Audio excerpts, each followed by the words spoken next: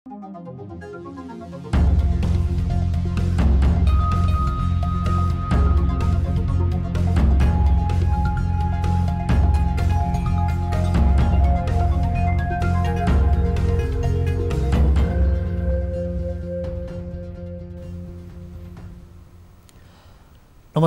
यो हो news 24 television prime time न्यूजमा स्वागत छ।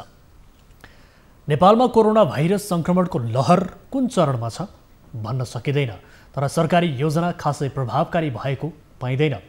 दैनिक जसो संक्रमित 3 अङ्कमा बढेका मात्र छैनन्, मृतकको संख्या पनि उत्तिकै थपिएको छ। यता सरकार भने झण्डै 13 अर्ब भन्दा बढी खर्च भइसकेको बताइरहेको छ। अहिले कोभिड-19 का संक्रमितहरू कतिपय आफ्नै घरमा बस्न बाध्य भएका छन्।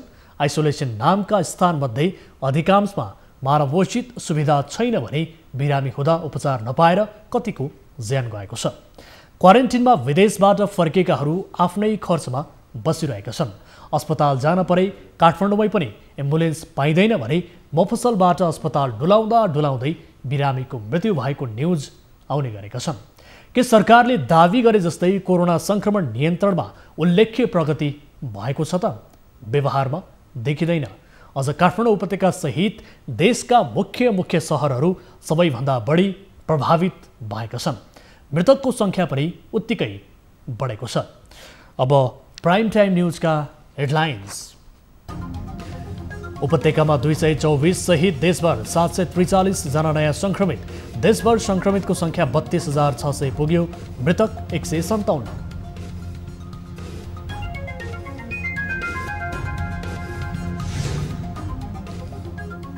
कोभिड उपचारका लागि तय गरेको 3 तहको अस्पताल संरचना खारेज। सबै अस्पताल कोभिड-19 को बिरामी उपचारमा सूचीकृत। पहिला गरेको डिसिजनलाई अहिले खारेज गरी सबैलाई कोभिड अस्पतालमा परिवर्तन गरिएको छ। काठमाडौँ, रौतहट र पर्सा भने कोरोनाको हटस्पट। संक्रमित हुने मात्र नभई मृत्यु हुनेको संख्या पनि बढ्दो।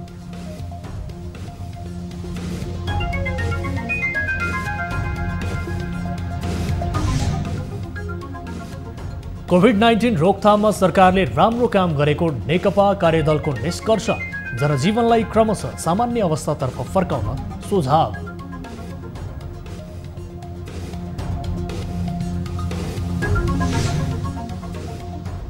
र निषेधाज्ञाका बीच पनि सीमाबाट सयौं नेपाली घर फर्किए। बिग्रिएको थर्मल गनबाट ज्वरो नापिँदै सरकार भन्छ सीमामा कडाई छ। 3500 रुपैयाँ दिएर आउनु पर्यो। त्यही पनि त्यहाँका मान्छेहरू नेपालीलाई लुट्छ भने त्यही हो।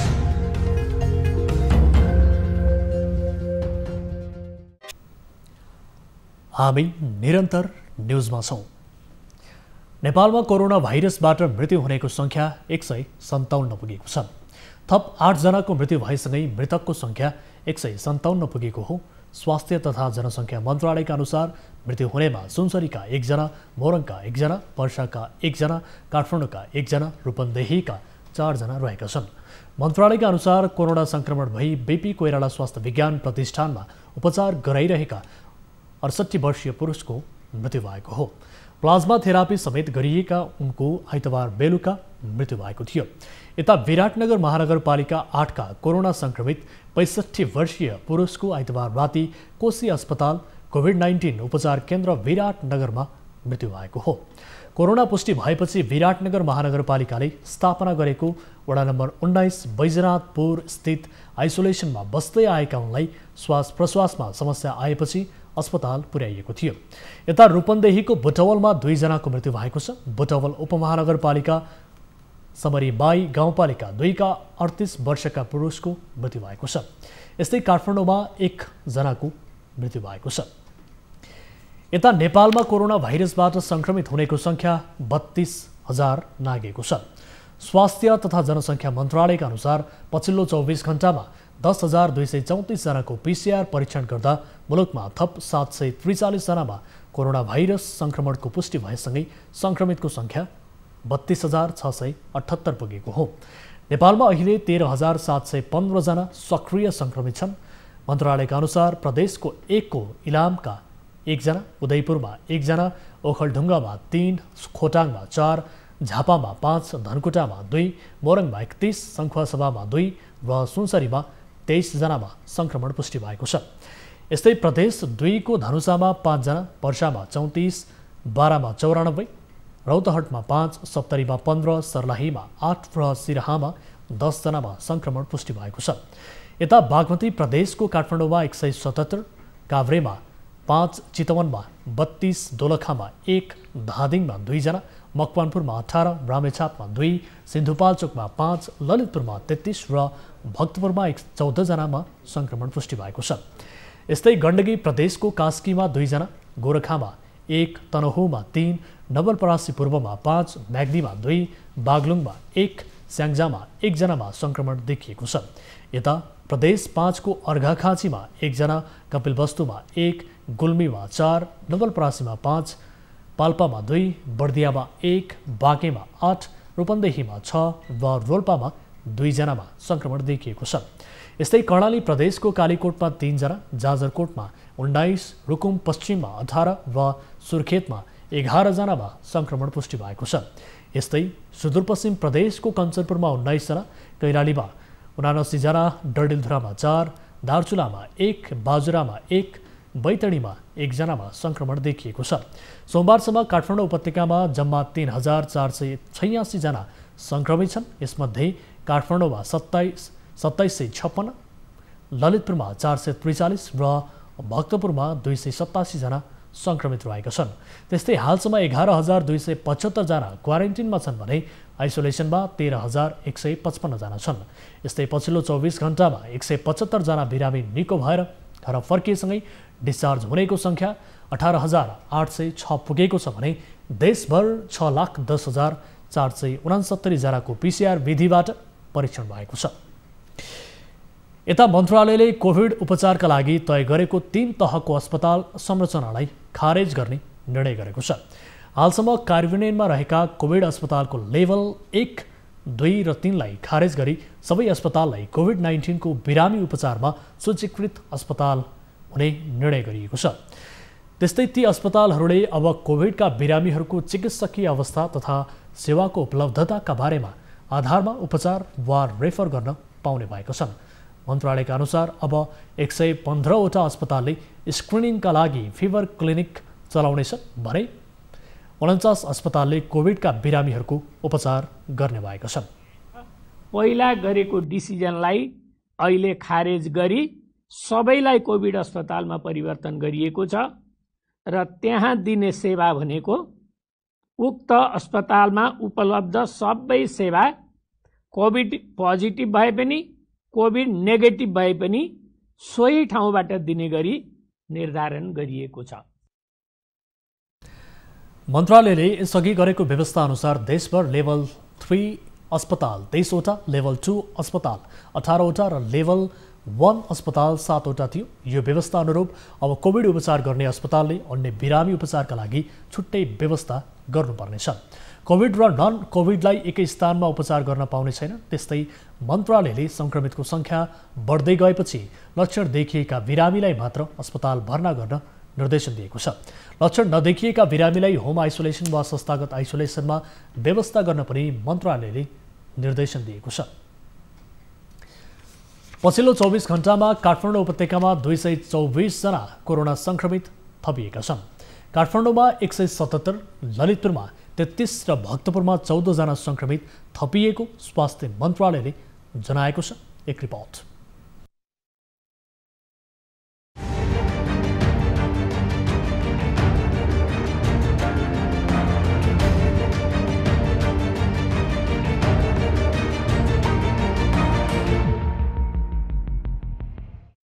सतहत्तर जिल्ला मध्ये हाल सबैभन्दा बढी संक्रमित काठमाडौँ जिल्लामा छन्।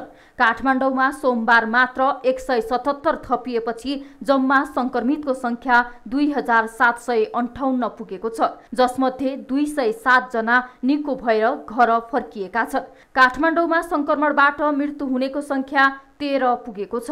2538 जना उपचारमा रहेका छन्। काठमाडौँपछि सबैभन्दा बढी संक्रमित भएको अर्को जिल्ला पर्सा रहेको छ। पर्सामा 2101 जना संक्रमित मध्ये 578 जना डिस्चार्ज भएका छन्। 30 जनाको मृत्यु भएको छ। कोरोना संक्रमणबाट हालसम्म सबैभन्दा बढी मृत्यु भएको जिल्ला पर्सा रहेको छ। पर्सामा 1493 जना उपचारमा रहेका छन्। पर्सापछि बढी संक्रमित भएको जिल्ला रौतहट हो। रौतहटमा 1750 जना कोरोना संक्रमित छन्, जसमध्ये 800 निको भएर घर फर्किएका छन् भने 947 जना उपचारमा रहेका छन्। 3 जनाको मृत्यु भएको छ। यसरी पछिल्लो तथ्याङ्कले काठमाडौँ, पर्सा र रौतहट कोरोना संक्रमणबाट सबैभन्दा बढी प्रभावित भएको देखिएको छ। कोरोना संक्रमण सबैभन्दा कम भएको जिल्ला मुस्ताङ हो। मुस्ताङमा 1 जना संक्रमित देखिएकोमा उनी पनि निको भएर डिस्चार्ज भइसकेका छन्। TV journalist Riya Bhandari, Kathmandu. विश्वभर कोरोना भाइरसको संक्रमण रोक्न तीव्र रूपमा वैज्ञानिकहरू भ्याक्सिन उत्पादनमा लागेका छन्। केही देशले भ्याक्सिन उत्पादन गरेर परीक्षण सुरु गरिसकेका छन्। नेपालमा पनि विभिन्न देशले भ्याक्सिन सहयोग गर्ने प्रतिबद्धता जनाइरहेका छन्। तर जनस्वास्थ्य विज्ञ भने चीन, अमेरिका, अक्सफोर्ड विश्वविद्यालय, जर्मनीले विकास गरेको भ्याक्सिन त्यो पनि परीक्षण भइरहेकालाई मात्र नेपाल ल्याउनु पर्ने तर्क गर्छन्। यदि त्यसो नभएमा त्यसले अर्को किसिमको असर पनि गर्ने विज्ञको दाबी छ। WHO मार्फत जुन पहुँच गरेको छ, अक्सफोर्ड युनिभर्सिटीले अनुसन्धान गरेको र एस्ट्राजेनेकाले विकास गरेको भ्याक्सिन, त्यो भ्याक्सिनको परीक्षण चाहिँ नेपालमा हुने हो भने त्यो चाहिँ अत्यन्त राम्रो हुन्छ। त्यसको लागि सरकारले अझ थप पहल गर्नुपर्ने देखिन्छ। त्यस्तै अन्य 2 भ्याक्सिन जस्तो चाहिँ चीनको चाहिँ होङसी र रुसको ग्यामालिया इन्स्टिच्युटले जुन तयार पारेको भ्याक्सिन छ, उनीहरूले नेपालमा क्लिनिकल ट्रायल गर्नको लागि इच्छा देखाएका छन्। तर हामीले के कुरो बिर्सनु हुँदैन भने हामीले त्यो भ्याक्सिन र चाहिँ प्रोसेस बाई चाहिँ विकास भएको छ कि छैन, अनि त्यसको चाहिँ क्लिनिकल ट्रायलहरू उचित ढङ्गले भएको छ कि छैन, र त्यसको चाहिँ फर्स्ट र सेकेन्ड फेजको ट्रायलको चाहिँ रिसर्च साइन्टिफिक जर्नलमा चाहिँ त्यसको पियर रिभ्यू आएको छ कि छैन, त्यो कुरा चाहिँ हामीले हेर्नुपर्ने हुन्छ। र अर्को कुरा भनेको जस्तो साइन्टिफिक जर्नलमा चाहिँ पब्लिस भइसकेपछि थर्ड फेजको क्लिनिकल ट्रायलको लागि 20औं हजारमा टेस्ट गर्नुपर्ने हुन्छ। र त्यो भ्याक्सिनले 20औं हजारमा टेस्ट गर्नको लागि विभिन्न महादेशका विभिन्न देशमा त्यो गएको छ कि छैन, त्यो पनि हामीले चाहिँ अध्ययन गर्नुपर्ने हुन्छ। र जहाँसम्म चाहिँ चीनको होङसी र त्यसपछि गएर जुन चाहिँ रुसको ग्यामालिया इन्स्टिच्युटको कुरा छ, उनीहरू चाहिँ थर्ड फेजको क्लिनिकल ट्रायलमा गएको छैन र उनीहरूले साइन्टिफिक रिभ्यू पनि निकालेको छैन। त्यो भएको हुनाले हामीहरूले सबैभन्दा सुरक्षित भनेको अक्सफोर्ड युनिभर्सिटीले अनुसन्धान गरेको र ग्यामालिया इन्स्टिच्युटले चाहिँ विकास गरेको भ्याक्सिन एउटा, त्यसपछि गएर अमेरिकाको मोडेर्नाले चाहिँ विकास गरेको भ्याक्सिन, त्यस्तै अमेरिका र जर्मनीको संयुक्त प्रयासमा भ्याक्सिन जुन फाइजर कम्पनीले चाहिँ विकास गरेको छ त्यो भ्याक्सिन, त्यसपछि चीनको जुन क्यान्सिनो र अर्को भनेको सिनोफार्म, यो 2टा चाहिँ भ्याक्सिनहरूको चाहिँ ठुलो सङ्ख्यामा टेस्ट भइरहेको छ। र त्यो 2टा भ्याक्सिन र भारतको कोभ्याक्सिन, यी चाहिँ 6टा भ्याक्सिन मध्ये हामीले नेपालमा थर्ड फेजको क्लिनिकल ट्रायलको लागि ल्यायौँ भने त्यो सुरक्षित पनि हुन्छ र चाहिँ हाम्रो देशमा त्यसले कति काम गर्छ, कति गर्दैन, साइड इफेक्ट के हुन्छ भन्ने सबै किसिमको थाहा हुन्छ। बीपी कोइराला स्वास्थ्य विज्ञान प्रतिष्ठान धरानमा कार्यरत नर्सहरू आन्दोलनमा उत्रिएका छन्।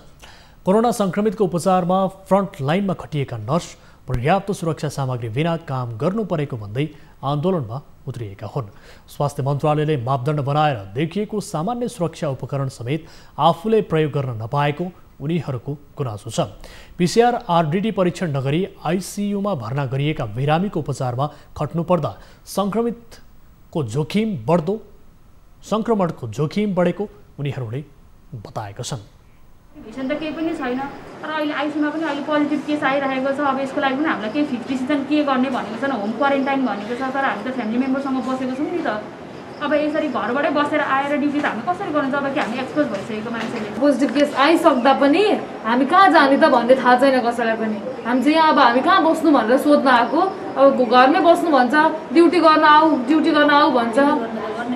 5 दिनसम्म त डक्टरहरूलाई हामी सँगै काम गरेको हिजो अस्ति सँगै काम गरेको डक्टरलाई चाहिँ क्वारेन्टिन भनेर लगिसक्यो। हामी चाहिँ अब थाहा छैन के गर्ने भनेर। प्रतिष्ठानको फ्रन्टलाइनमा काम गर्ने नर्सहरूको मनोबल बढाउनुको साटो प्रतिष्ठानले हतोत्साहित बनाएको उनीहरूको आरोप छ। सोमबार मात्रै प्रतिष्ठानको आइसियुमा उपचाररत 1 जना सहित 8 जना बिरामीमा कोरोना संक्रमण पुष्टि भइसकेको छ।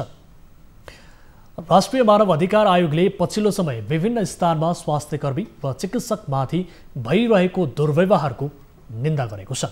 आज विज्ञप्ति जारी गर्दै आयोगले कोरोना भाइरस नियन्त्रण गर्न अहोरात्र खटिएका स्वास्थ्यकर्मी र चिकित्सकमाथि अमानवीय व्यवहारको भर्त्सना गरेको हो। साथै आयोगले सबैलाई त्यस किसिमको हरकत नगर्न समेत आग्रह गरेको छ। दुर्व्यवहार तथा अमानवीय कार्यले जनस्वास्थ्यमा समेत नकारात्मक असर पर्न सक्ने प्रति सचेत हुन र उनीहरूप्रति सहयोग र सम्मानजनक व्यवहार गरी नागरिकको कर्तव्य पालना गर्न आयोगले आग्रह गरेको छ। यस प्रकारका घटनाहरूको छानबिन गरी दोषी उप कानुनी कारबाही गर्न समेत आयोगले स्थानीय प्रशासनलाई आग्रह गरेको विज्ञप्तिमा उल्लेख गरिएको छ। उच्च मनोबलका साथ कार्य गर्नुपर्ने पेसाकर्मीहरूको मनोबल र प्रतिष्ठामा प्रत्यक्ष असर पर्ने प्रकृतिका कार्यको पुनरावृत्ति हुन नदिन आयोगले सरकारलाई अपिल गरेको छ। उपत्यका नगरपालिका फोरमले उपत्यकामा 20,000 को कोरोना परीक्षण गर्ने भएको छ। आज काठमाडौँमा पत्रकार सम्मेलन गर्दै फोरमले काठमाडौँ उपत्यकामा समुदाय स्तरमै कोभिड-19 को संक्रमण फैलिन सक्ने खतरालाई मध्यनजर गर्दै रोकथाम र नियन्त्रणका लागि उपत्यका नगरपालिका फोरमले उपत्यकाका सबै पालिकामा कन्ट्र्याक्ट ट्रेसिङ र टेस्टिङ दायरा फराकिलो बनाउने बताएको हो।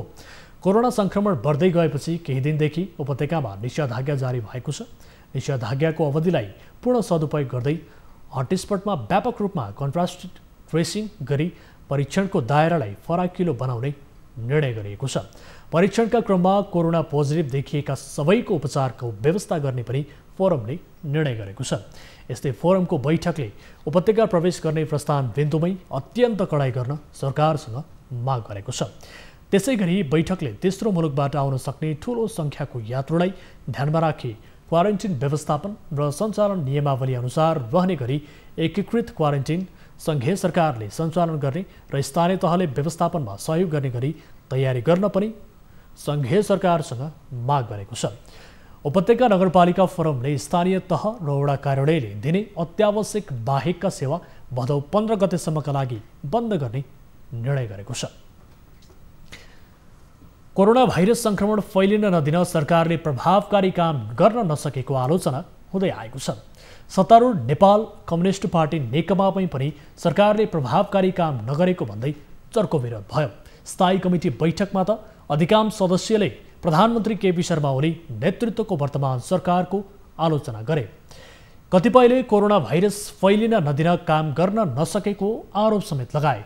तर विवाद समाधान गर्न गठन भएको कार्यदलले भने सरकारले तुलनात्मक रूपमा राम्रो काम गरेको निष्कर्ष निकालेको छ। एक रिपोर्ट। कोरोना संक्रमण तीव्र रूपमा फैलिएको छ। आलोचकहरूले सरकार कोरोना नियन्त्रणमा असक्षम बनेको टिप्पणी गर्दै आएका छन्। तर सत्तारूढ दल नेकपाले सरकार कोरोना संक्रमण नियन्त्रण र उपचारमा तुलनात्मक रूपमा व्यवस्थापन राम्रो गरेको निष्कर्ष निकालेको छ। नेकपाको विवाद समाधान गर्न गठन भएको कार्यदलले आफ्नो प्रतिवेदनमा सरकारले सुरुमै कोरोना रोकथाम र नियन्त्रणका लागि चालेको कदम सकारात्मक भएको उल्लेख गरेको छ। लकडाउन संक्रमितको संख्या सुरु हुन थालेसँगै लगाउनुलाई सकारात्मक मानिएको छ। प्रतिवेदनमा सरकारले गरेका सकारात्मक काम उल्लेख गरिएको छ। नेकपा कार्यदलको निष्कर्ष। यस अवधिमा सरकारले आवश्यक स्वास्थ्य सामग्रीको व्यवस्थापन गरेको, प्रयोगशाला विस्तार र परीक्षण, विदेशबाट आउने तथा संक्रमणको जोखिममा रहेकालाई अनिवार्य क्वारेन्टिनमा राख्ने प्रबन्ध, संक्रमितहरूलाई अलग्गै राख्ने स्थान आइसोलेसन सेन्टरको व्यवस्था, कोभिड विशेष अस्पताल स्थापना, समस्यामा परेका र रोजगारी गुमाएकाहरूका लागि राहत, विदेशमा समस्यामा परेका नेपालीहरूलाई स्वदेश ल्याउने काम। साउन 30 गते अध्यक्षद्वय केपी शर्मा ओली र पुष्पकमल दाहालले गठन गरेको कार्यदलले कोरोना नियन्त्रण प्रभावकारी बनाउन सुझाव पनि दिएको छ। विष्णु पौडेल नेतृत्वको कार्यदलले पेश गरेको प्रस्ताव स्थायी कमिटी बैठकबाट पारित गर्न सुझाव दिइएको छ। कार्यदलले अबका दिनमा गर्नुपर्ने कामको पनि प्रस्ताव प्रस्तुत गरेको छ। कार्यदलको प्रस्ताव। अर्थतन्त्र र सामाजिक जीवनका अन्य पक्षलाई चलायमान गराउँदै जनजीवनलाई क्रमशः सामान्य अवस्थातर्फ फर्काउन आवश्यक। कोरोनासँग लड्दै गतिशील हुनु आवश्यक। संक्रमणको जोखिम बढ्दै गएकाले सबैभन्दा खराब स्थितिको आंकलन गर्दै सोही अनुरूप आवश्यक बजेट, स्वास्थ्य सामग्री, जनशक्ति र भौतिक पूर्वाधारको तयारी गर्ने, परीक्षणको दायरा बढाउने र समुदाय स्तरमा संक्रमण फैलिएको आशंका गरिएका ठाउँमा नमुना सङ्कलन तीव्र पार्ने र बिरामीहरूको उपचारका लागि पूर्व तयारी गर्ने, अस्पतालहरूमा शय्या, सघन उपचार कक्ष र भेन्टिलेटरको थप प्रबन्ध गर्ने, निजी अस्पताल र निजी मेडिकल कलेजलाई महामारी अवधिभरका लागि कोरोना उपचारमा प्रयोग गर्ने, काठमाडौँ उपत्यका र जिल्लाहरूमा आवश्यकता अनुसार क्वारेन्टिन तथा आइसोलेसन सेन्टर निर्माण गर्ने, कोभिड-19 अलावा अन्य बिरामीहरूले सहज उपचार पाउन नसकेका जनगुनासोलाई तत्काल सम्बोधन गर्ने, खाद्य सङ्कटलाई समेत ध्यानमा राख्दै खाद्यान्न लगायत अत्यावश्यक वस्तुहरूको भण्डारणको व्यवस्था मिलाउने, कोभिड-19बाट प्रभावित आर्थिक क्षेत्रको पुनरुत्थानका लागि सहुलियतपूर्ण कर्जाको व्यवस्था गर्ने। कार्यदलले भदौ 6 गते अध्यक्षद्वयलाई प्रतिवेदन हस्तान्तरण गरिसकेको छ। अध्यक्षद्वयको छलफलपछि सचिवालय, स्थायी कमिटी र केन्द्रीय कमिटीबाट प्रतिवेदन पारित गराउने नेकपाको तयारी छ। कोरोना भाइरसको संक्रमण फैलिएसँगै 51 जिल्लामा आंशिक र 12 जिल्लामा पूर्ण निषेधाज्ञा वा लकडाउन छ। तर यसबीचमा पनि भारतबाट नेपाल भित्रने क्रम रोकिएको छैन। सीमा जोडिएका जिल्लामा सयौं नागरिक हरेक दिन घर फर्कदा ज्वरो मात्रै नाप्ने गरिएको छ। तर त्यो पनि बिग्रेको थर्मल गनले। एक रिपोर्ट। सुदूरपश्चिम प्रदेशकै ठुलो सीमानाका कैलालीको गौरीफन्टा भन्सार नाकाबाट सबैभन्दा बढी मानिस नेपाल प्रवेश गरेका छन्। दिनमा 500 देखि 700 सम्म नेपाली घर फर्कने गरेका छन्। सीमा क्षेत्रमा नेपाल फर्कनेको कुनै जाँच गरिँदैन। अझ क्वारेन्टिनमा नराखी सिधै घर जाने र पठाउने गरिएको छ। नेपाल प्रवेश गर्नेको तापक्रम त नापिन्छ, तर त्यो पनि बिग्रिएको थर्मोगनबाट। यो सीमामा भइरहेको हेलचक्राइको नमुना हो। यसरी सर्वसाधारणलाई नै भ्रममा पार्ने गरी बिग्रिएको थर्मोगन राखेको प्रति सर्वसाधारण रुष्ट बनेका छन्। तपाईँ गएर क्वारेन्टाइनमा बस्नुहुन्छ कि घरमा जानुहुन्छ के गर्नुहुन्छ?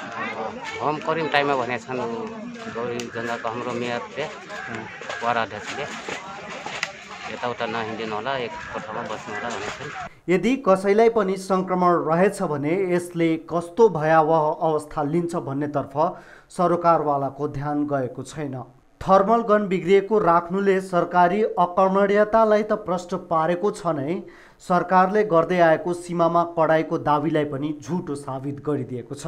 त्यति मात्र नभई सर्वसाधारण चर्को मूल्य तिरेर ओहोर दोहोर गर्न पनि बाध्य छन्। उतातिर पनि हालत खराब छ, त्यसैले आएको यहाँ वहाँबाट पनि चर्को भाडा तिरेर आउनु पर्यो। हामी कति अहिले 1800 रुपियाँ थियो, अहिले 3500 रुपियाँ दिएर आउनु पर्यो। त्यही पनि त्यहाँका मान्छेहरू नेपालीलाई लुट्छ भने त्यही हो। कोरोनाको डर कसलाई हुँदैन र, तर सरकारको यस किसिमको हरकतले नेपाल आउनेले दुःख पाइरहेका छन्। इन्डियामा पनि नोकरी छैन, त्यत्तिकै बस्नु परेको छ। 2 बच्चालाई कसरी पाल्ने, अनि हामी 2टा जना, 4 फ्यामिली भइसक्यो। 4 जनालाई कसरी पाल्ने, कहाँ बसाल्ने, के खाने, के गर्ने भनेर धेरै समस्या भएर अब यति सानो बच्चालाई काखमा बोकेर आउनु परेको अवस्था हजुरलाई नै थाहा होला। कोरोनाका कारण बन्दको समयमा नेपाल र भारत दुई देशमा कारोबार तथा बसोबास गरेर बसेका नागरिकहरूले समेत निकै पीडा भोग्नु परेको छ। यहाँ नबसेको भए भने म आफै गइहाल्ने थिएँ, मलाई केही डर थिएन। म यहाँ जिन्दगी बिताइदिएँ यहाँ। यस्तो विषम परिस्थितिमा पनि सरकार तथा सरकारवाला निकाय जनताका समस्याप्रति त्यति जिम्मेवार भएको पाइँदैन। बिग्रेको थर्मल गन न त क्वारेन्टिन, यसरी कोरोनाको चौघेरामा सरकारको लापरवाहीले जनता निसासी रहने पक्का छ। कैलालीबाट टिभी जर्नलिस्ट सुशील ढुङ्गानाको रिपोर्ट। न्युजहरू अझै बाँकी छन्, अहिलेलाई ब्रेक।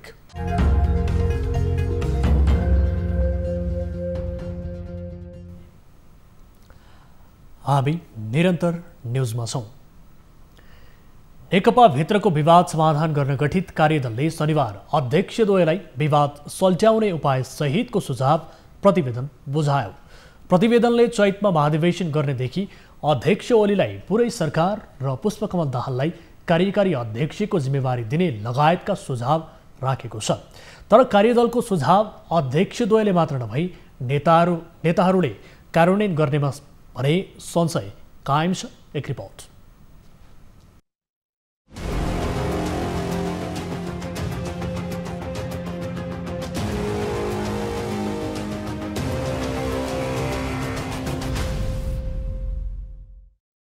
असारको पहिलो साताबाट सुरु भएको नेकपा स्थायी कमिटी बैठक अनिश्चितकालका लागि स्थगित भएको छ। अध्यक्ष केपी ओलीको पार्टी र सरकार दुवैबाट राजीनामा मागिएको उक्त बैठक स्थगित भएपछि लामो समयपछि साउनको अन्तिम साता अध्यक्ष द्वैले महासचिव विष्णु पौडेलको संयोजकत्वमा कार्यदल गठन गरे। कार्यदलले झण्डै 2 साता लगाएर तयार पारेको प्रतिवेदन भने ओलीको अडान र ओलीकै पक्षमा आएको देखिन्छ। अर्थात् ओलीको दुवै पद सुरक्षित भएको छ भने महाधिवेशनको प्रस्ताव समेत समावेश भएको छ। बस ओलीले पुरै कार्यकाल सरकार चलाउने र दाहालले कार्यकारी अध्यक्षको भूमिकामा पार्टीभित्रका बाँकी काम पुरा गर्ने। यो सुझावले ओलीको दुवै पद सुरक्षित भएको छ, तर प्रतिवेदनको अक्षरश पालना हुनेमा भने शङ्का कायम छ। प्रधानमन्त्रीमा आलो पालोको सहमति त्यागेपछि गत मङ्सिर 4 गतेको निर्णयले दाहाललाई कार्यकारी अधिकार दिएको थियो। अर्थात् उनले कार्यकारी अधिकारसहित पार्टी काममा केन्द्रित हुने थियो। प्रतिवेदनले अहिले अधिकार स्पष्ट पारे पनि उनलाई पनि अङ्कुश लगाएको छ। यसअघि एकल निर्णय गर्न नपाएको कुण्ठा बोकिरहेका दाहाललाई अहिले पनि अध्यक्ष द्वय र महासचिवको आपसी परामर्श र सहमतिका आधारमा सचिवालय, स्थायी समिति, पोलिट ब्युरो तथा केन्द्रीय समिति बैठकका कार्यसूची तथा निर्णय प्रस्ताव तयार गरी पेश गर्ने र तदनुरूप बैठक सञ्चालन गर्ने उल्लेख गरिएको छ। यसले पनि प्रश्न पार्छ कि बैठक सञ्चालनमा ओलीको आवश्यकता पर्नेछ नै। अर्कोतर्फ महासचिव पौडेल ओली पक्षका नेता मानिन्छन्। त्यसैले कुनै निर्णय हुँदा महासचिवले ओलीसँग पनि थप छलफल गर्न सक्ने देखिएकाले पुरानै चिजलाई लेपन गरेर नयाँ देखाइएको भन्दा फरक केही पनि छैन।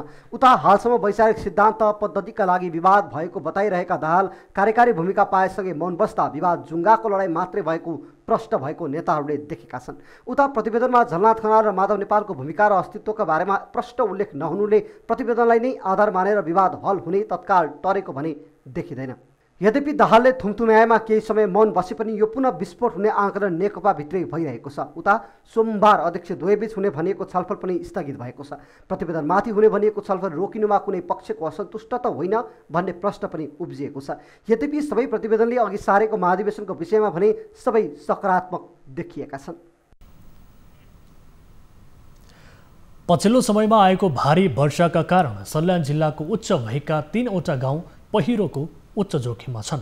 स्वास्थ्य, विद्युत, सञ्चार, यातायातको पहुँचभन्दा टाढा रहेको छत्रेश्वरी गाउँपालिकाको वडा नम्बर 4 का 3वटा गाउँहरू खर्सुबाँस, रोक्सी लगायतका गाउँ पहिरोको उच्च जोखिममा परेका हुन्।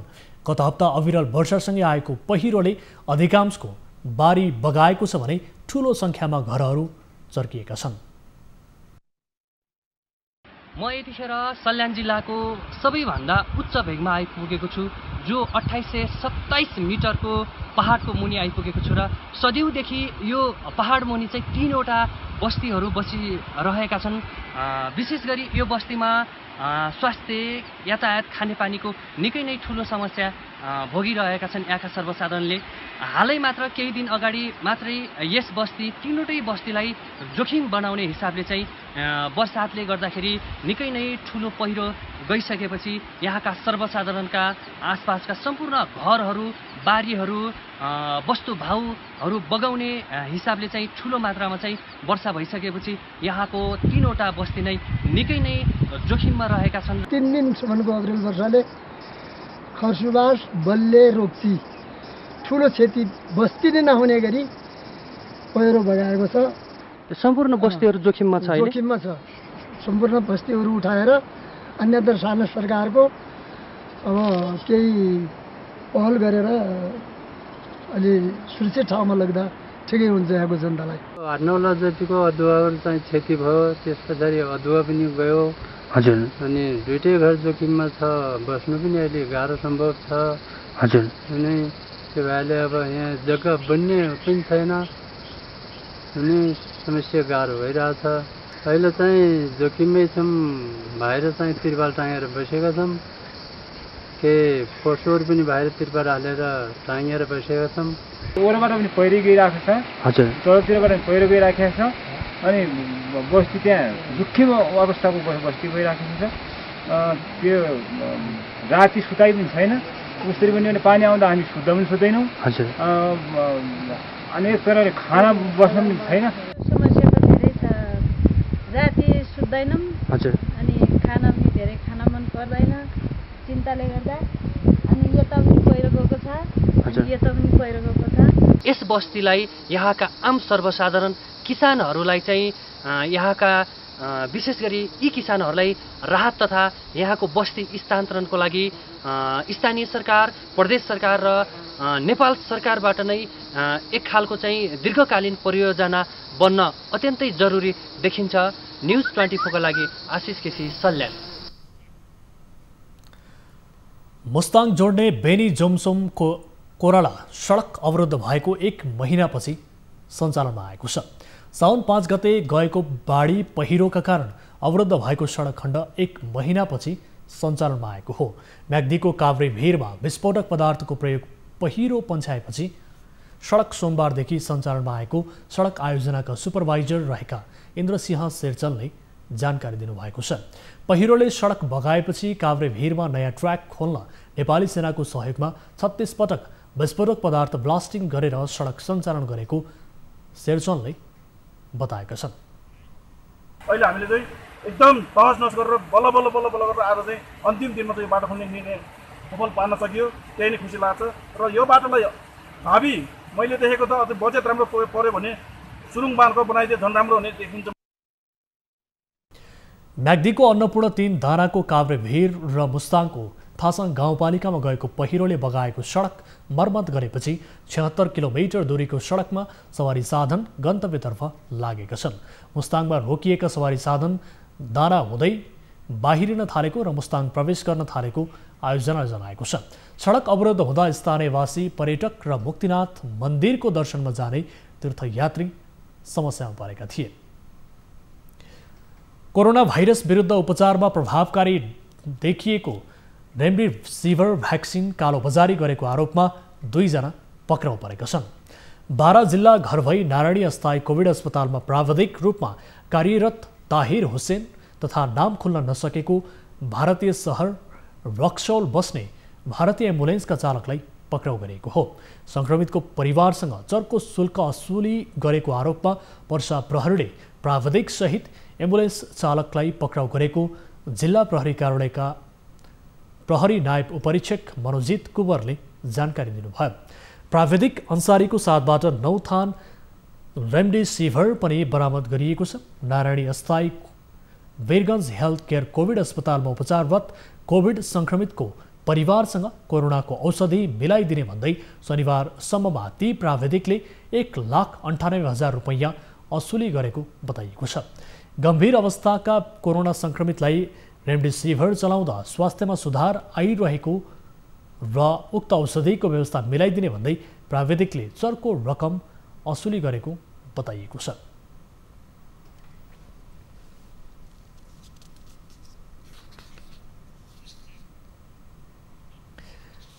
विश्वव्यापी रूपमा देखा परेको कोरोना भाइरसको महामारी र लकडाउनबाट 7,000 मेगावाट क्षमताभन्दा बढीका जलविद्युत परियोजना प्रभावित भएका छन्। विभिन्न चरणमा रहेका विद्युत आयोजनाहरू प्रभावित हुँदा करिब 15 खर्ब बराबरको लगानी जोखिममा परेको छ।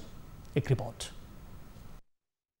कोरोना भाइरसको महामारी र लामो लकडाउन जारी रहँदा देशभरका राष्ट्रिय गौरवका आयोजना र निजी क्षेत्रबाट सञ्चालित करिब 500 जलविद्युत आयोजना प्रभावित भएका हुन्।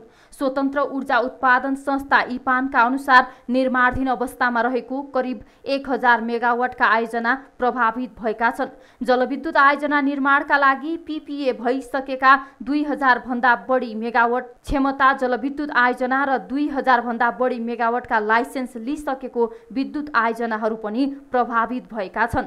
निर्माणको अन्तिम चरणमा पुगिसकेका ठूला तथा साना जलविद्युत आयोजनाहरू पनि प्रभावित भएका छन्। देशभरका सबै चरणमा विद्युत आयोजनाहरूमा बैंक तथा वित्तीय क्षेत्र र निजी क्षेत्रको प्रबन्धकहरूको करिब 15 खर्ब लगानी जोखिममा परेको छ, जसमा बैंक तथा वित्तीय क्षेत्रको 70% लगानी रहेको छ भने निजी क्षेत्रको लगानी करिब 30% रहेको छ। कोरोना र लकडाउनबाट जलविद्युत क्षेत्रमा प्रत्यक्ष प्रभाव पर्दा लगानी समेत जोखिममा रहेको स्वतन्त्र ऊर्जा उत्पादक संस्था इपानका नवनिर्वाचित अध्यक्ष कृष्ण आचार्यले बताए। 3000 आयोजना जति चाहिँ निर्माणाधीन 3000 मेगावाट जतिका 135 वटा भन्दा बढी आयोजनाहरूमा चाहिँ यसको सिधै असर परेको छ निर्माणाधीन अवस्थामा रहेका र झन्डै 2000 मेगावाट जतिको चाहिँ पीपीए भएको छ, त्यसको फाइनेन्सियल क्लोजर हुन सकेको छैन। र फाइनेन्सियल क्लोजर हुन नसक्नुको कारण पनि के छ भने ब्याङ्कले दिने 70% र 30% चाहिँ आफ्नो चाहिँ लगानी गर्नुपर्ने हुन्छ। त्यो लगानी जुटाउनलाई पनि यसको इम्प्याक्ट परेको कारणले डेभलपरहरूले लगानी जुटाउन सकिरहेको अवस्था छैन।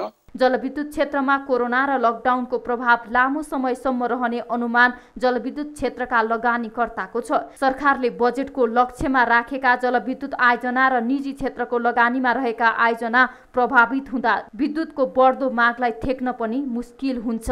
सरकारले जलविद्युत क्षेत्रमा परेको प्रभावलाई ध्यान दिन सकेन भने ऊर्जा क्षेत्रमा गम्भीर असर पर्ने स्वतन्त्र ऊर्जा उत्पादक संस्थाले जनाएको छ। करिब 12 देखि 15 खरब जतिको चाहिँ लगानीका आयोजनाहरूलाई चाहिँ प्रत्यक्ष असर परेको छ। त्यो बाहेक लाइसेन्स लिनको निमित्त चाहिँ निजी प्रवर्तकहरूले चाहिँ विद्युत विकास विभागमा निवेदन दिएर लाइसेन्स लिने चरणमा रहेका आयोजनाहरूको त त्यसको कुरै नगरौँ, त्यो लाइसेन्स आएको छैन। जलविद्युत आयोजना प्रभावित हुँदा परियोजनाहरूमा आबद्ध लाखौं श्रमिक मजदुर तथा प्राविधिकहरूको रोजगारी समेत जोखिममा परेको छ।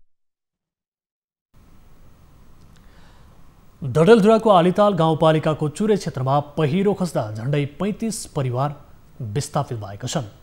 आलिताल गाउँपालिका 7 का बलौचा, ओबा, ऐरानी, धोपखेडा र खिन्नेभाडी गाउँमा पहिरो खस्ने क्रम रोकिएको छैन। अन्य बस्तीमा पनि पहिरोको जोखिम रहेको र स्थानीयहरू सुरक्षित स्थानमा सार्न सरकारलाई आग्रह गरिएको छ। माथि र तल्लो तहबाट पहिरो खस्ने क्रम जारी रहेको स्थानीय बताउँछन्। त्यो पहिला यो सानो खोला थियो, यो सानो खोल्सामा प्रति वर्ष यो बग्दै जाँदा यो अवस्था भएको। अनि यतापट्टि पनि यो खोला यति गहिरो थिएन, यो खोला अलि माथि थियो। अहिले बिस्तारै यो बग्दा यो खोला पनि धेरै गहिरो गएको छ। वर्षेनी यो 20 मिटर, 10 मिटर, 15 मिटर प्रति वर्ष चाहिँ मतलब यो भत्केर गइरहेको अवस्था छ। यो घरको पछाडिमा चढिएको छ जमिन, पछाडि पनि फुटिएको छ, घरको पछाडि परेको छ। अब पुरो माथिदेखि आएको छ। 27-28 गतिको वर्षाले त अरू झनै फाटेर घर जमिन पुरै यहाँ रहने स्थिति चाहिँ छैन। अगाडिको वर्षाले मसिनो आइसकेको छ, चिराएर थियो। यो पाली भया हो, यो पाली भया हो। अब यो त नि लगानी लायो हजुर, अब क्याहरू यी रौला खाउँला हुनुपर्यो। अब यसो भयो क्या, यी हम गरिब मान्छे क्याहरू। अब जमिन पढेर कहाँ रहँ कहाँ खाँ भन्नु छ। घर पढेर मेरो छोरा भत खतम भइरहेको छ। अब जमिन त पढेको थियो सरले, जमिन त पढेको थियो र घर पनि पढ्न लाग्यो। अब कहाँ रहने कहाँ खाने हामीले। 2 नाना नाति छन्, तिनी कहाँ पाल्ने हुन्छ। मैले लगातारको वर्षापछि गत साउन 18 गतेदेखि 5वटै बस्तीमा पहिरो खस्न सुरु भएको हो। पहिरोका कारण त्रासका कारण गाउँबाट विस्थापितहरू नजिकैको जङ्गलमा पाल टाँगेर बस्न बाध्य भएका छन्। अब बिजनेस न्युज।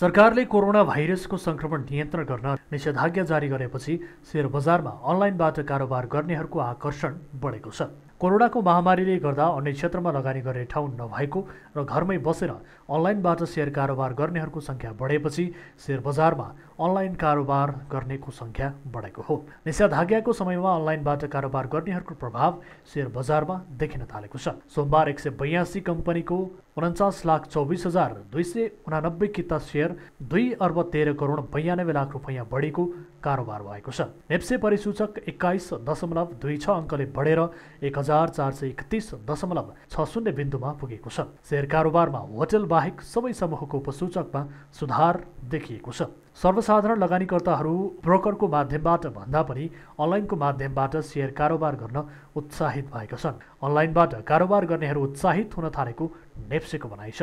अहिले त हामीले के भनेका छौँ भन्दाखेरि चाहिँ ब्यालेन्स चेक गरेर मात्रै कारोबार गराउनु, अर्डर लिनु भन्ने छ। भन्नुको मतलब चाहिँ तपाईँसँग शेयर छ भने मात्रै चाहिँ तपाईँको बिक्री हुन्छ होइन भन्ने कुरा छ। अनि अर्कोतिर रकमको कुरा छ। रकममा पनि ब्रोकरहरूलाई हामीले चाहिँ स्पष्ट निर्देशन के दिएछौँ भन्दाखेरि त्यसकै लिएर मात्रै चाहिँ कारोबार गराउनु। त्यसो गर्दाखेरि जोखिम कम हुन्छ।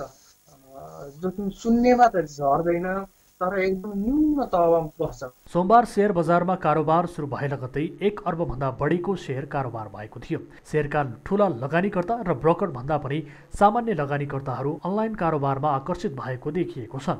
अफलाइन र ब्रोकरको माध्यमबाट पनि अनलाइनबाट नै भएको कारोबारमा 2,13,92,00,2075 रुपैयाँको कारोबार भएपछि सामान्य लगानीकर्ताहरूलाई उत्साहित भएको विश्लेषकहरू बताउँछन्।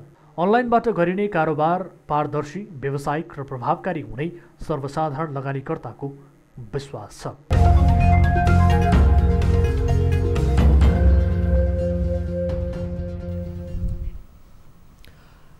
न्युजहरू अझै बाँकी छन्, अहिलेलाई ब्रेक।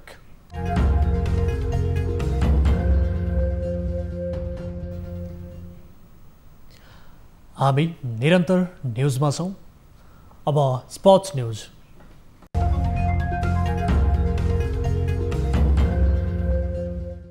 विश्व फुटबल महासङ्घ फिफाले नेपाली राष्ट्रिय फुटबल टिमका खेलाडी रोहित चन्दको प्रशंसा गरेको छ। फिफाले आफ्नो आधिकारिक वेबसाइट fifa.com मार्फत नेपाली मिडफिल्डर रोहितको प्रशंसा गरेको हो। फिफाले रोहितलाई नेपाली राष्ट्रिय टोलीका सबैभन्दा स्थापित स्टार भनेको छ। फिफाले रोहित 2022मा कतारमा हुने फिफा विश्वकप छनौट अभियानमा नेपाली टोलीका प्रमुख खेलाडी भएको समेत बताएको छ।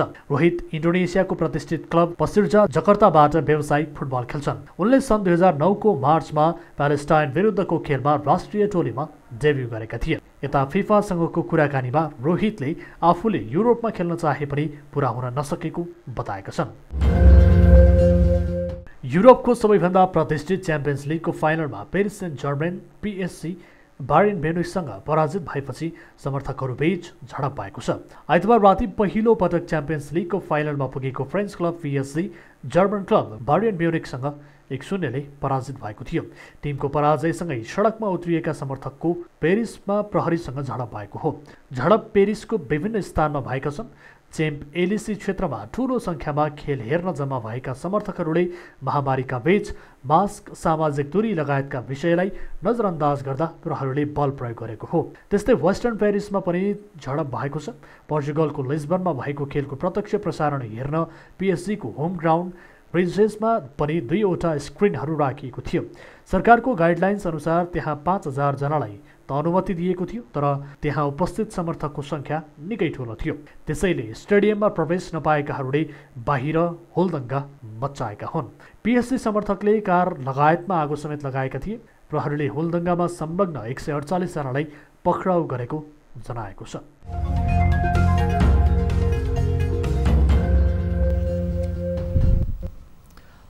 अब प्रशान्त ठाकुरका साथमा फटाफट न्युज।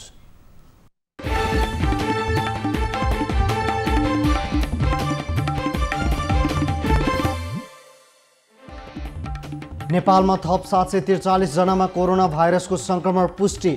संक्रमितको संख्या 32,678 पुग्यो। कोरोना संक्रमणबाट थप 8 जनाको मृत्यु। नेपालमा कोरोना संक्रमणबाट मृत्यु हुनेको संख्या 157 पुग्यो। काठमाडौँ उपत्यकामा थप 224 जनामा संक्रमण। काठमाडौँमा मात्र 177 थपिए। 24 घण्टामा 175 जना कोरोना संक्रमण मुक्त। नेपालमा कोरोना संक्रमण भएर निको हुनेको संख्या हालसम्म 18,806 पुग्यो। स्वास्थ्य मन्त्रालयले खारेज गर्यो कोभिड अस्पतालहरूको तह। कोभिड अस्पतालमा सूचीकृत रहेका अस्पताललाई कोभिड अस्पताल मात्रै नामाकरण गरिने। विभिन्न स्थानमा स्वास्थ्य कर्मी र चिकित्सकमाथि भइरहेको दुर्व्यवहारको राष्ट्रिय मानव अधिकार आयोगको निन्दा। जीवन रक्षामा खटिएकालाई सम्मानजनक व्यवहार गर्न आग्रह।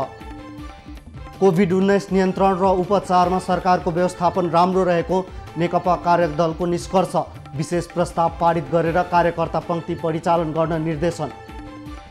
उपत्यकाका नगरपालिका फोरमले उपत्यकामा 20,000 को कोरोना परीक्षण गर्ने। कन्ट्र्याक्ट ट्रेसिङको दायरालाई फराकिलो बनाइने। सञ्चारकर्मीको निःशुल्क पिसिआर परीक्षण गराउन पत्रकार महासङ्घको माग। आफ्नो स्वास्थ्य सुरक्षालाई उच्च प्राथमिकतामा राखेर मात्रै काम गर्न सबै सञ्चारकर्मीलाई अपिल।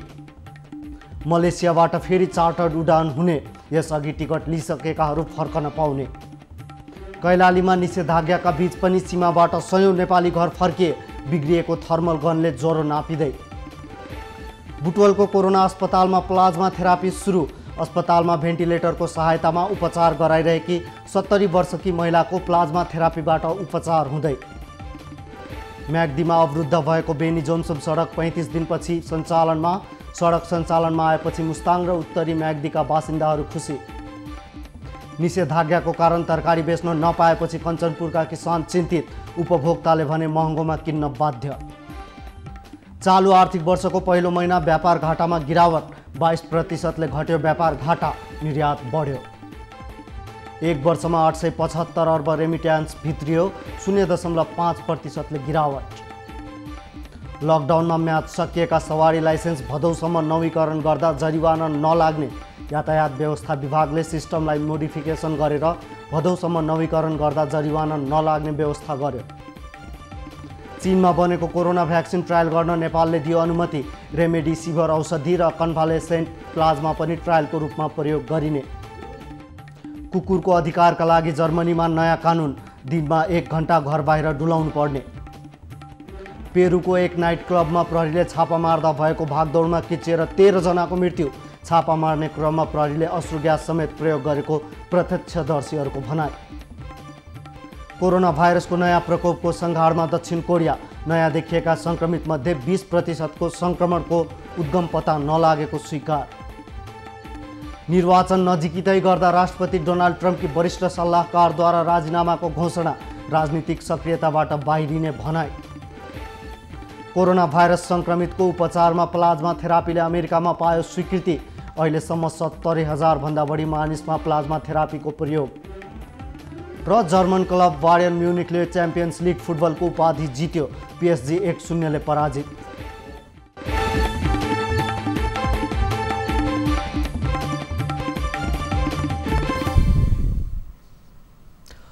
अब एउटा रोचक प्रसङ्ग। बहुमूल्य धातु खोज्ने अस्ट्रेलियाका 2 व्यक्तिहरूले 3.5 किलो तौलको 2 डल्ला सुन भेट्टाएका छन्। ब्रेन्ट सेनन र इथान वेस्ट नाम गरेका यी 2 व्यक्तिहरूले फेला पारेको सुनको मूल्य 2.5 लाख अमेरिकी डलर अर्थात् 3 करोड नेपाली रुपैयाँ पर्छ। सुनको खानी रहेको क्षेत्र टारनगुल्लामा उनीहरूले सुनको डल्ला फेला पारेका हुन्। यी 2 भाग्यमानीहरूले जमिन केही खनेर मेटल डिटेक्टरको प्रयोगबाट सुन पत्ता लगाएका थिए। उनीहरूले धातु रहेको पत्ता लगाएपछि खनेर सुन निकालेका थिए। दुवै सुनको तौल 3.5 किलो रहेको बताइएको छ। यसअघि पनि गत वर्ष अस्ट्रेलियामै एक व्यक्तिले झण्डै 1.5 केजी तौलको सुनको डल्ला फेला पारेका थिए। हाल अस्ट्रेलियामा सुनको खानी रहेको स्थानमा मेटल डिटेक्टरबाट सुनको खोजी गर्नेहरू बढेका छन्। अब प्राइम टाइम न्युज सक्नु अघि हेडलाइन्स पुनः एकपटक। उपत्यकामा 224 सहित देशभर 743 नयाँ कोरोना संक्रमित थपिए। देशभर संक्रमितको संख्या 32,600 पुग्यो। मृतक 157।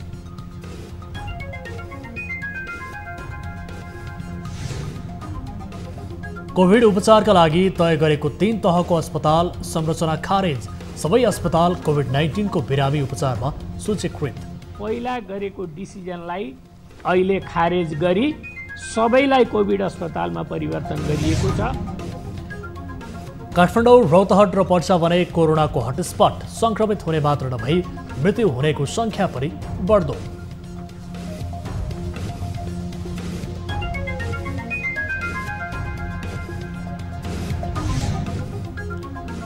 कोभिड-19 रोकथाममा सरकारले राम्रो काम गरेको नेकपा कार्यदलको निष्कर्ष। जनजीवनलाई क्रमशः सामान्य अवस्थातर्फ फर्काउन सुझाव।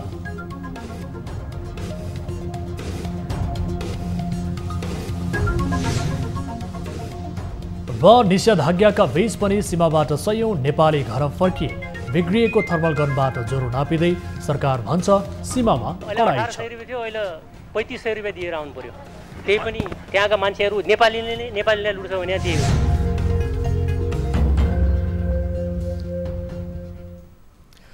प्राइम टाइम न्युज अहिलेलाई यति नै। जाँदा जाँदै ताली र गालीका लागि हाम्रो प्रश्न। कोरोना नियन्त्रणमा हालसम्म करिब 12 अर्ब खर्च भएछ। यत्रो महामारीमा त्यति त खर्च सजिलै हुन्छ भन्नेले तालीमा, होइन खाए कि क्या हो भन्नेले गालीमा हाम्रो पात्रको एप मार्फत भोट गर्न सक्नुहुनेछ। थप न्युजका लागि हाम्रो वेबसाइट www.news24nepal.com हेर्नुहोला। साथै हामीलाई फेसबुक, ट्विटर र युट्युबमा पनि फलो गर्न सक्नुहुनेछ। यस्तै मोबाइल, भाइबर र इमेलबाट न्युज24 को हेल्प डेस्कमा कुनै समस्या र गुनासो छ भने टिपाउन सक्नुहुनेछ। हामी निरन्तर न्युजमा छौँ। नमस्ते।